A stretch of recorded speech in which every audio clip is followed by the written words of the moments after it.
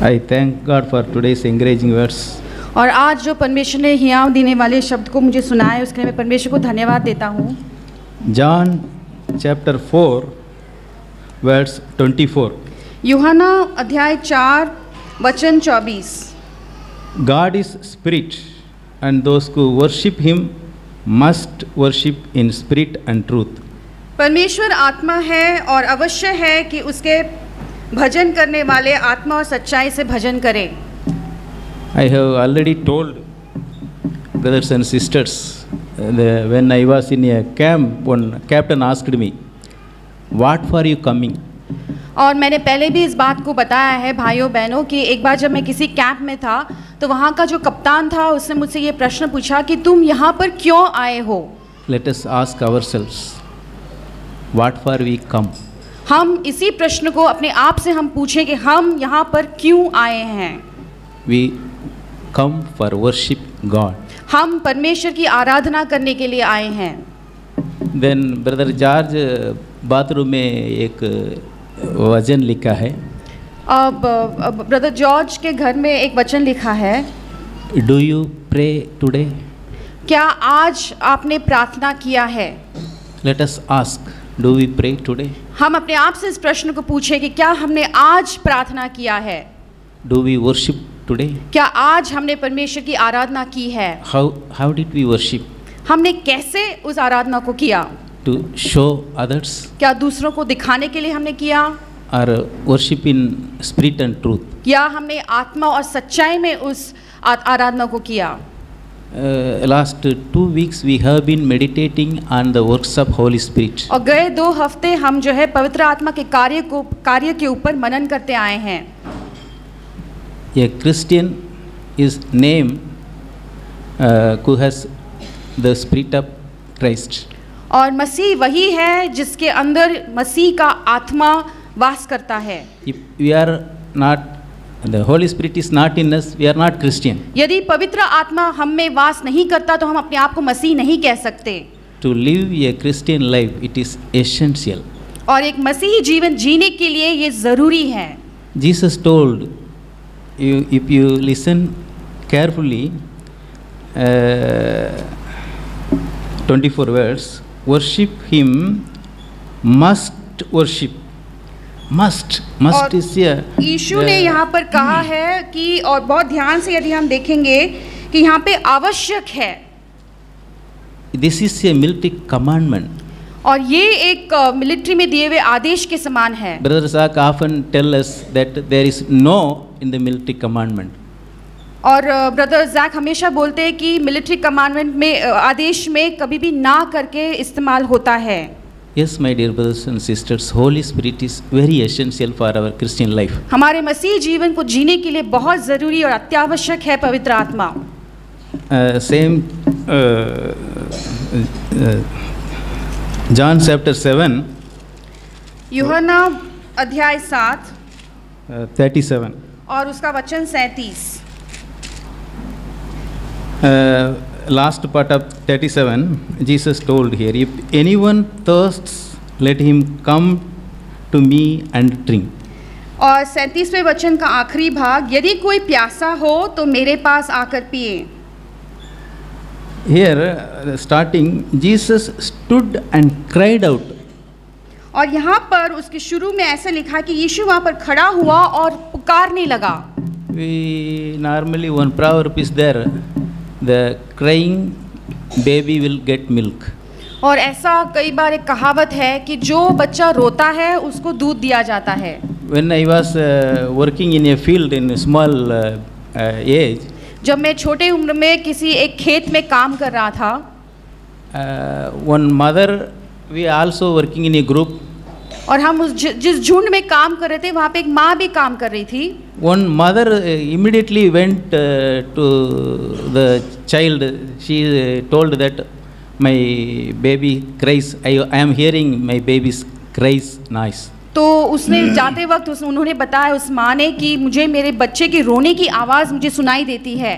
Anybody else heard that voice? और दूसरे लोग भी शायद उस आवाज़ को सुनकर भी अनसुना कर दे। Immediately she went and fed the baby. लेकिन झट से जैसे उसके माँ को एहसास हुआ वो भागकर जाकर अपने बच्चे को दूध पिलाई। But here you see Jesus cried out.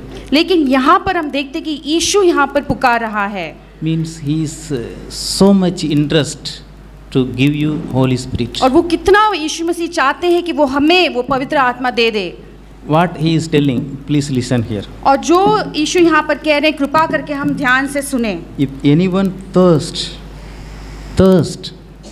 must be there, my dear यदि brothers कोई and sisters. प्यासा है मतलब जरूरी है कि वहाँ पर प्यास की जरूरत है। Then only we can go to Jesus. और तभी हम यीशु के पास जा सकते हैं। If you are not thirst, यदि हमें प्यास नहीं है if filled with some other things, तब हम दूसरे अन्य चीजों से भर जाते we हैं never go to Jesus. और हम यीशु के पास कभी नहीं जाते। Matthew chapter 5 verse 6. और मत्ती उसका 5वां अध्याय का वचन 6। Blessed are the meek, for they shall be. Blessed are 6. Verse 6, 5, 6. Blessed are those who hunger and thirst for righteousness, for they shall be filled. और मत्ती उसका 5वां अध्याय वचन 6। धन्य है वे जो धर्म के भूखे और प्यासे हैं, क्योंकि वे तृप्त किए जाएंगे। We must hunger and thirst और हमें भी वो भूख और प्यास हम में होना चाहिए। for righteousness. और किस लिए? परमेश्वर के धार्मिकता के लिए। How can we do righteousness?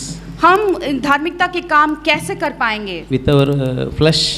क्या हमारे शरीर के द्वारा? Impossible. ये बिल्कुल मुमकिन नहीं। With flesh nobody can please God. और हमारे शरीर के द्वारा कोई भी परमेश्वर को प्रसन्न नहीं कर सकता। With the help of Holy Spirit only we can do righteous. और केवल पवित्र आत्मा के सहायता के द्वारा ही हम धार्मिकता के काम कर सकते हैं।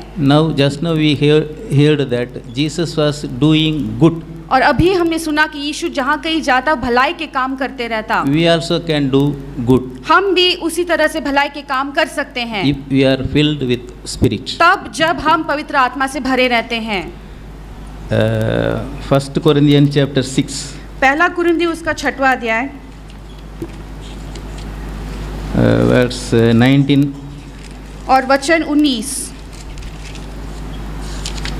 Read sister. क्या तुम नहीं जानते कि तुम्हारी देह पवित्र आत्मा का मंदिर है जो तुम में बसा हुआ है और तुम्हें परमेश्वर की ओर से मिला है और तुम अपने नहीं हो? Yes, our body is the temple of Holy Spirit. हमारा शरीर पवित्र आत्मा का मंदिर है। So what shall we do? तो अब हम क्या करें? What shall we do our flesh? हम हमारे शरीर के साथ क्या करें?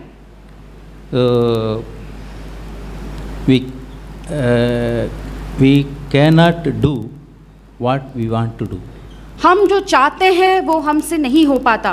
Paul told, I am crucified with Jesus. और पौलुस ने कहा कि मैं यीशु के साथ क्रूस पर चढ़ाया गया हूँ। Jesus told, I have come to do the will of God. यीशु ने कहा कि मैं इसीलिए आया हूँ कि मेरे पिता का मर्जी को मैं पूरा करूँ। Doing the will of God is my food. और परमेश्वर का, मेरे पिता का इच्छा पूरा करना ही मेरे लिए भोजन है। We can do only one thing, my brothers and sisters. मेरे प्यारे भाइयों बहनों, हम केवल एकमात्र चीज कर सकते हैं। Clean our hearts. हमारे हृदय को शुद्ध कर लें by the blood of Jesus. यीशु मसीह के लहू के द्वारा। Allow the Holy Spirit to live in. और पवित्र आत्मा को हमारे जीवन में कार्य करने के लिए हम अनुमति दें। Then Jesus will fill with His Spirit. और फिर यीशु अपनी आत्मा से वो हमें भर देगा। John chapter 4. यूहन्ना उसका 4वां अध्याय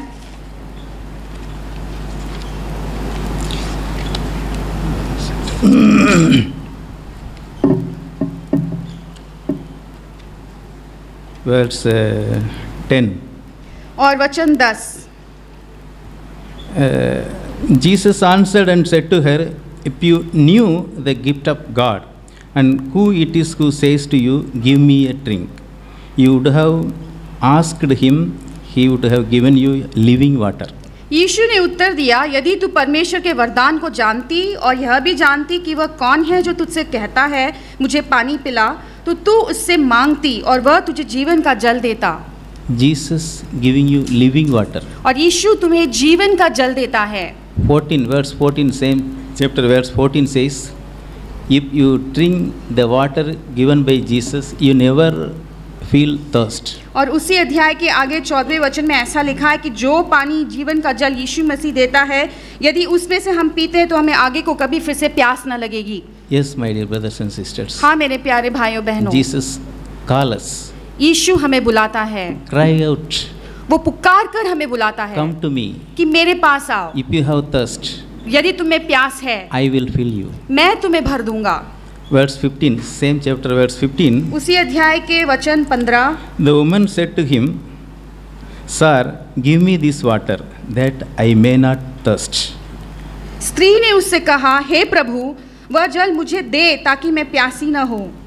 The woman asked Jesus, Give me that water, that I may not thirst. तब उस स्त्री ने यीशु से कहा कि वो पानी तो मुझे दे दे ताकि मुझे फिर से कभी प्यास न लगे। Why can't we ask, my dear brothers and sisters? उसी तरह से हम भी क्यों नहीं मांग सकते मेरे प्यारे भाइयों बहनों? We ask Jesus daily.